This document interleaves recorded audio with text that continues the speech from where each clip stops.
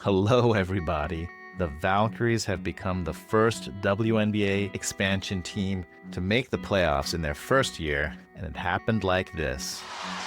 Burton on Bueckers, flips it up, and one! Veronica Burton is calling the play. It's Horns Flare.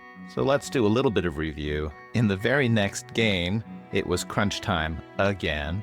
The Valkyries' corporate motto is always close enough to hurt. And they ran Horns Flare twice in the last minute. First, they set up in Horns formation, 2 shooters in the corners and 2 players at the elbows. And Horns Flare has 1 player set a screen. Charles is going to get a hunk of Burton's defender, and then Charles is going to get her own screen to flare out to this wing. Because the screen is so good, this Studbudz has to switch over to cover Veronica, and now it's going to be very hard for Hiedeman to catch up to her, so Veronica just channels her inner bowling ball and rolls right to the rim.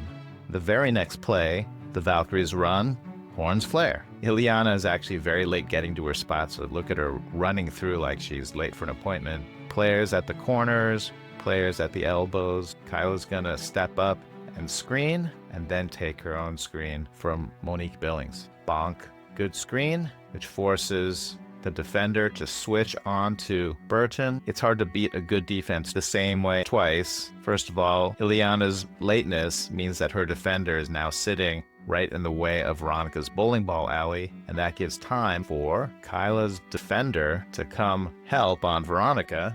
Kaila Charles got caught ball watching a little bit, and Monique is yelling at her to come take her screen. So she pops out, Billings sets a screen. This turns into an instant roll for Billings, and now Charles sees that Billings' defender is committing to stopping her, but the ball gets deflected or something, and the pass tragically does not get through. And that brings us back to the Dallas game. Veronica signals Horns Flare. We've got players in the corners, but not players at the elbows here. There's confusion, and Veronica is pointing, saying, no, Illy, I don't want you to be screener. Nothing personal, but I want Janelle to be the screener because I want to pick on her defender, Siegrist. After lots of pantomime, Iliana gets the point, and she says, Janelle, bring our next victim up with you. Siegrist doesn't want to be up here guarding the screen, so she signals to Haley Jones to say, hey, I've got a plan. Why don't we switch and you follow Janelle? They'll never know the difference. So Haley comes to a screeching halt, and so she's following Janelle now. Janelle sets a screen, and then Janelle continues by getting her own screen to flare out. Unfortunately, Haley Jones does a good job of following Salaun over this screen, and Paige Bueckers does a good job of stopping Veronica Burton's initial drive, but then Veronica pulls some real magic that we need a different angle to fully appreciate. So Veronica drives, Bueckers stops the first drive, and now look at this truly evil move. Here's the ball, and it looks for all the world like Veronica is going to try this crossover and go in the other direction. But halfway through the dribble, Veronica rotates her hand so it's now on this side of the ball. So the ball no longer moves in this direction. Now it's suddenly going in this direction. That's called an inside-out dribble. Paige Bueckers, she's anticipating the crossover from Veronica, and that looks like a playoff clinching move to me. So let's wrap up with our traditional celebration audit. We've got Kaitlyn, Chen getting some airtime, Temi Fagbenle showing us some Nigerian British pogo moves, me here doing a little towel waving.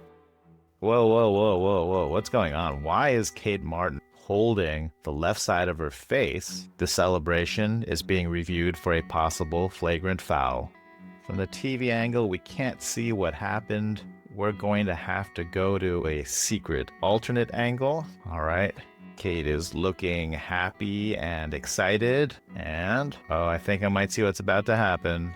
Kaitlyn Chen absolutely clobbers Kate Martin with a forearm to the face. Yes, we're aware that Kaitlyn probably didn't mean it, but this is deemed unnecessary contact and is ruled a flagrant one. Kate Martin will be awarded 2 free throws and another chance to celebrate. If you enjoyed this video, please like and subscribe. It really helps the channel. And if you didn't enjoy this video, I promise I'll do better next time. Valkyries are now the first expansion team in WNBA history to make the postseason in year one.